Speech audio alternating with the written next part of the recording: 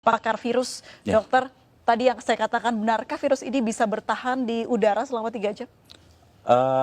Asumsi bahwa dia bisa bertahan di udara dan ngambang-ngambang di mana-mana selama 3 jam, itu sama sekali salah. Oke. Virus itu perlu media untuk bisa bertahan hidup ya. Karena virus itu tidak akan bisa memperbanyak diri di luar tubuh. Kalau masuk ke dalam tubuh, baru nanti bisa memperbanyak diri jadi banyak gitu. Kalau di luar dia nggak bisa, tapi dia perlu media. Nah, medianya yang paling cocok buat virus COVID-19 itu apa? Adalah di droplet. Droplet itu butiran-butiran air yang keluar pada saat ada seseorang yang terinfeksi, kemudian dia bersin dan menyembur. Nah, berarti dia hanya bisa hidup di dropletnya itu. Dan droplet itu akan menyebar dalam jarak ya sebatas radius itu aja 1-1,5 meter. Kalau dia ada di 2 meter, ya dia tidak. Itu sebabnya konsep awal kenapa kita harus memberi jarak. Kenapa? Kontak dekat ya. Iya, supaya kalau misalnya ada yang sakit terus kemudian bersin, tidak nular ke orang yang di dekatnya, kan gitu. Nah, yang lain lagi, kalau kita mau supaya lebih aman lagi, nah yang sakit ya sebaiknya nggak usah main-main keluar, di rumah saja, terus minum vitamin, disehatkan, nanti kalau udah sembuh baru keluar. Kenapa? Supaya bisa meningkatkan kekebalannya di rumah dan juga tidak membahayakan orang lain. Baik, soal penularan virus ini, itu apa saja yang bisa ditularkan, dalam arti apakah kita ketika kena virus di tangan lalu memegang mata, hidung atau rambut begitu, Dok? Sekali lagi, virus selalu butuh media untuk bertahan hidup. Semakin dingin, semakin basah, makin gelap, dia bisa bertahan hidup semakin lama. Di droplet itu basah. Nah, kalau misalnya katakanlah saya ada di dekat sini, kemudian saya bersin misalnya, saya bersin. Nah, droplet yang ada di situ, kalau misalnya nanti kena di baju, nah dia akan bertahan juga di baju lama. Nempel. Iya, lah terus pas pada saat kita buka baju, terus nanti kena hidung kita, ya akan masuk ke dalam. Tapi seberapa lama dia bisa bertahan di situ tergantung kondisi lingkungan. Semakin terang, semakin kering, semakin panas, dia juga nggak akan bisa bertahan hidup lama. Jadi sebenarnya virus ini punya kelemahan banyak sekali. Jadi dia hanya bisa bertahan di droplet. Kalau misalnya ada yang bilang, misalnya kan kalau misalnya dia ditaruh di meja yang dingin gitu, bertahan 9 hari. Ada hoax seperti itu. Itu hoax ya, Dok? Menurut saya hoax. Kenapa? Nah, kalau dia hanya bisa bertahan di dalam droplet. Di dalam droplet itu kalau misalnya dia kondisinya tidak sesuai dengan dia dan terjadi penguapan, kan jadi kering, dia nggak bisa bertahan lama. Jadi droplet ini sesuatu yang cair begitu ya, Dok ya? Cair, iya. Itu loh, tetesan lendir atau cairan yang ada di situ. Dan kalau misalnya kita bersin di satu lokasi, atau di meja misalnya, kemudian kita langsung dibersihkan dengan desinfektan, dibersihkan dengan sabun, dibersihkan dengan pembersih lantai atau apa, itu dilap gitu, dalam waktu 3 menit sudah hancur. Jadi virus ini gampang hancur dengan pelarut lemak, dengan sabun, dengan deterjen dan macam-macam, termasuk kalau nempel di baju kita terus langsung masukin mesin cuci, itu virusnya hancur. Kelemahannya seperti itu. Nah, kelebihannya nyebarnya cepat. Jadi sebenarnya kita bisa tahu kelemahan dan kekuatan virusnya dengan jelas supaya kita bisa ngatasi. Kita harus tahu dulu kalau kita mau bertempur, kita kan harus tahu dulu musuhnya.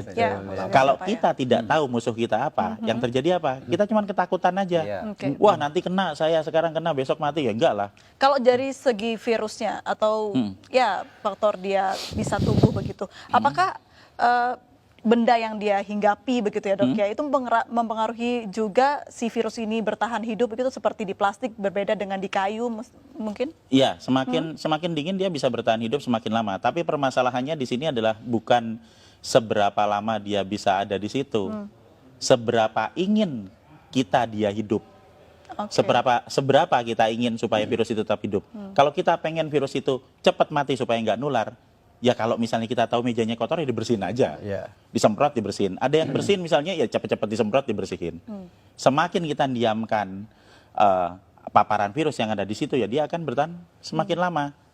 Tapi kalau misalnya kita bisa punya kesadaran sendiri untuk mulai dengan pola hidup bersih, setiap ada sebaran di situ ya kita semprot bersih, simpel kok itu, enggak terlalu sulit, cuma diusap aja seperti itu. Nah, maka kita akan sangat membantu untuk mengurangi sebaran virus. Baik, itu juga berlaku untuk batuk begitu ya, Dok ya? Iya, betul.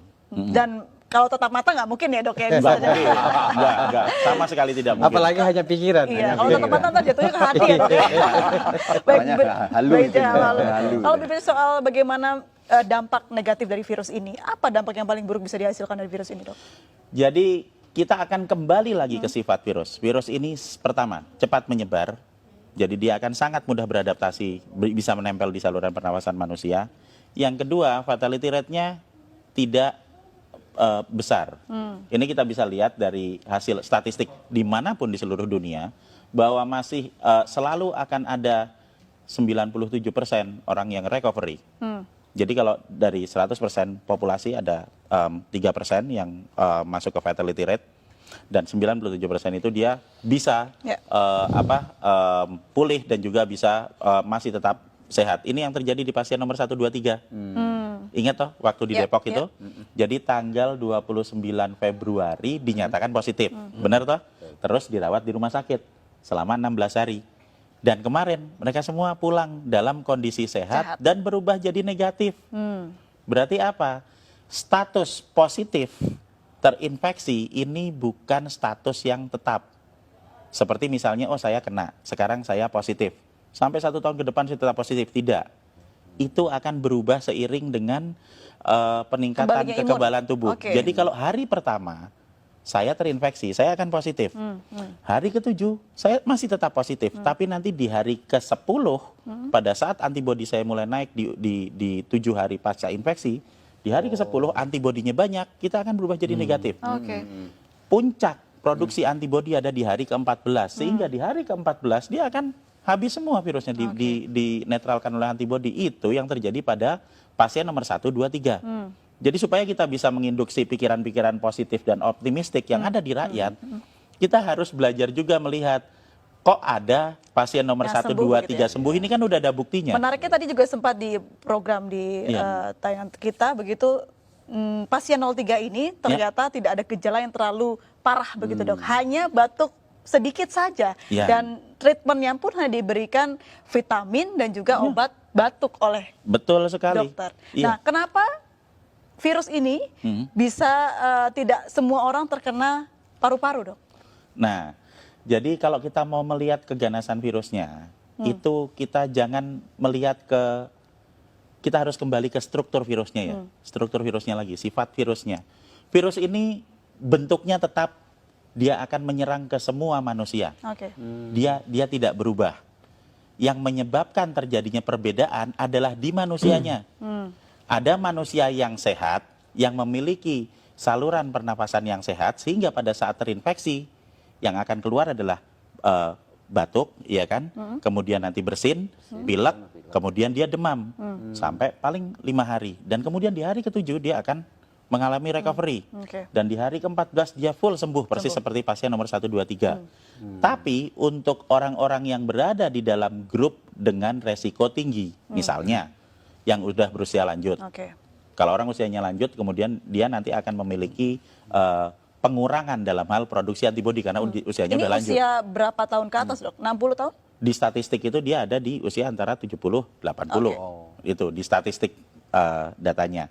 Terus yang kedua, manusia dengan komplikasi penyakit, diabetik misalnya, atau hipertensi, atau stroke, gitu kan. Dan yang ketiga adalah manusia yang memiliki riwayat gangguan pernapasan. Oke. Misalnya TBC, misalnya bronkopneumonia, bisa jadi juga asma. Maksudnya adalah saluran pernafasannya sudah mengalami kerusakan Oke. sebelum ditempeli virus, sehingga pada saat ketempelan Lebih gampang, COVID-19 akan lebih parah. Itu yang menyebabkan terjadinya ada angka fatality rate 3%. Baik.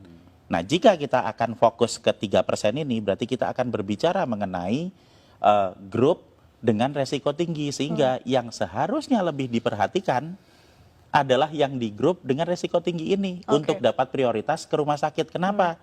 Supaya rumah sakitnya nggak penuh, dokternya nggak repot, jadi nggak ada yang baru pertama kali kena sekarang baru demam sebentar terus waduh besok saya mati langsung ke dokter. Enggak seperti itu. Kita mendahulukan grup dengan resiko tinggi, sehingga tidak semuanya harus masuk rumah sakit. Nah, kita harus memberikan edukasi gimana caranya supaya kita bisa melawan virusnya yang ada di luar tubuh, meningkatkan antibodi yang ada di dalam tubuh secara mandiri, supaya kita semua nanti bisa ngatasi virusnya. Pertanyaannya, ketika seorang yang pasien positif sudah sembuh begitu, Ya. akankah dia bisa positif kembali? Ya, Bisa. bisa. Jadi kita berbicara mengenai masalah sebaran virus. Oke. Jadi satu hal yang harus kita pahami dulu, ini imunologi basic adalah bahwa kalau saya pernah kena virus, misalnya saya pernah kena virus COVID-19, nah tubuh saya akan punya data tentang virus ini. Sehingga pada saat nanti saya kena lagi, saya akan kebal. Pertama kali kena, antibodi saya akan keluar dalam waktu 7 hari untuk yang infeksi pertama. Tapi nanti begitu infeksi kedua saya kena lagi, itu nggak usah nunggu 7 hari karena Oke. sudah ada datanya di sel memori. Saya akan mengeluarkan dalam waktu 24 jam, sehari langsung kebal. Ini prinsip dasar kenapa kita semua harus divaksin. Oke. Jadi kita kasih virusnya dulu, dikenalin, supaya nanti kalau ada lagi, antibodi kita bisa keluar lebih cepat dan lebih banyak. Nah, jadi kalau misalnya saya sudah pernah kena, kemudian saya sembuh dalam waktu 14 hari, saya keluar ke kerumunan, dan di kerumunan ini ada orang yang sakit, kemudian saya kena lagi. Apakah saya bisa kena? Jawabannya ya, pasti iya. Kalau diambil sampel, apakah itu akan jadi positif? Ya, benar jadi positif. Tapi apakah Saya infeksi sakit. kedua itu akan membuat saya sakit? Tidak, Oh, karena saya sudah punya antibodi. Dan kalau yang pertama tadi, mungkin kita ingat hari pertama positif, nanti hari ke-7 masih positif, hari ke-10 bisa jadi negatif. Yang pertama, infeksi pertama. Kalau sudah saya kena lagi, hari pertama positif, nanti hari ketiga bisa positif, hari keempat sudah negatif. Karena antibodinya sudah keluar. Jadi orang yang kena corona ini sudah positif berarti punya antibodi yang besar ya Iya, dok ya ketika sudah betul. sembuh tapi. Betul. Dan dengan memberikan vitamin E dan vitamin C, kita Oke. bisa memproduksi antibodi 2-3 kali lipat lebih banyak daripada normal. Ini kan berarti kuncinya adalah imunitas. Lalu seperti apa kita menjaga imunitas? Vitamin yang banyak, tidur yang cukup, apalagi dok? Jadi produksi antibodi yang normal itu akan bisa dicapai jika kita dalam kondisi yang fit. Berarti apa?